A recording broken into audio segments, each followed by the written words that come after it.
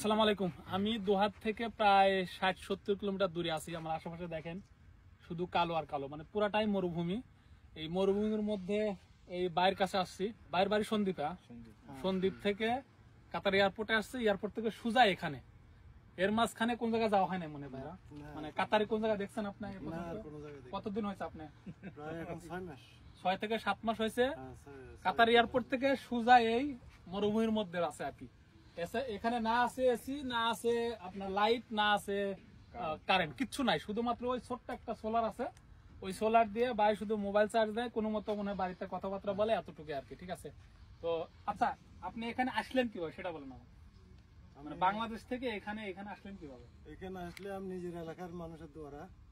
দালাল নাকি আপনার পরিচিত? না, দালাল না, পরিচিত। আপনি ওই পরিচিত লোকের মাধ্যমে এখানে আসছেন। সে আপনাকে বলে নাই যে কি কাজ, এরকম কিছু বলছে? না, বলছে ওজবার কাম। ওজবা মানে মাজরার কাজ। মাজরা কাজ বলছে। কিন্তু এরকম পরিবেশে কাজ করা লাগবে এরকম বলে। পরিবেশ যে এরকম আমার মনে হয় যে বললে শুধু এই ভাই না, আমার মনে হয় যে কেউ আসতো না এরকম পরিবেশ। যদি আপনি চিন্তা করেন 45-50 ডিগ্রি রোদ, দুপুরের বেলা কথা চিন্তা করেন, এইরকম একটা ঘর যদি দেখেন, এইরকম একটা ঘরের মধ্যে যদি থাকা লাগে, না এসি আছে না কারেন্ট আছে, মানে কিচ্ছু নাই, কিরকম গরম হইতে পারে এই ঘরের মধ্যে একটা চিন্তা করেন। আমার মনে হয় যদি 45 ডিগ্রি গরম হয়, এই ঘরের মধ্যে 70 ডিগ্রি গরম হয়ে যাবে, যেহেতু টিনের ঘর। ঠিক আছে। আর এই যে ভাই এখানে ঘুমায়, কারণ ভিতরে ঘুমানোর কোনো পরিবেশ নাই, অবস্থা নাই, বাধ্য হয়ে বাইরে ঘুমান। তো আপনি ওই পরিচিত ভাইয়ের মাধ্যমে যে আসলেন, টাকা পয়সা তো খরচ করে আসছেন, কিরকম টাকা খরচ গেছে? না, এরকম নিজস্ব মানুষ তো, এরকম একটা টাকা। তারপরেও কিরকম একটা লাখ খানিকের মতো। 1 লাখ টাকার মধ্যে গেছে, টিকিট মিকেট সব? না, টিকিট সব প্রায় 2 লাখ টাকার মতো। সব মিলে আপনার 2 লাখ টাকার মধ্যে খরচ হয়েছে, প্রায় কাতারে 5-6 হাজার রিয়ালের মতন হবে। এখন আপনার বেতন কিরকম পাচ্ছেন? এরকম বেতন 1,000। 1,000 বাংলাদেশ থেকে বলছিল এরকম বেতন? না, বাংলাদেশ থেকে বলছিল 1200 বলছিল, এখন 1,000। খাবারের খরচটা কে দিচ্ছে? খাবার খরচ মালিকের দিচ্ছে। মানে আপনি বেসিক বেতন হিসেবে 1,000 পাচ্ছেন।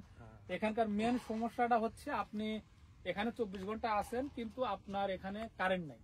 কারেন্ট নাই যেহেতু আপনার এসিও নাই, ফ্রিজও নাই, কিচ্ছু নাই, মানে কারেন্ট নাই, বৈদ্যুতিক সুবিধা কিচ্ছু নাই এখানে। মানে আপনার ব্যক্তিগত সুবিধা কোনো কিছু নাই এখানে। কোনো সহপাঠী নেই যে কারোর সাথে বসে কথা বলবেন বা কোনো দিকে যাইবেন, এদিকে ওইদিকে 1 ঘন্টা 1.5 ঘন্টা, ওইদিকে 1.5 ঘন্টা, ওইদিকে মনে করেন পুরো দিন আসলে তো মানে শেষ করতে পারতেন না। এর আশেপাশে কিচ্ছু নাই, শুধু বালু আর আমি যেটা দেখলাম আপনার গোসল বা আপনার ওই যে পশু যেগুলো আছে ওগুলোর খাবার পানি ওই ট্যাঙ্কিতে আপনার খাবারও গোসল আর ওদের সব এক।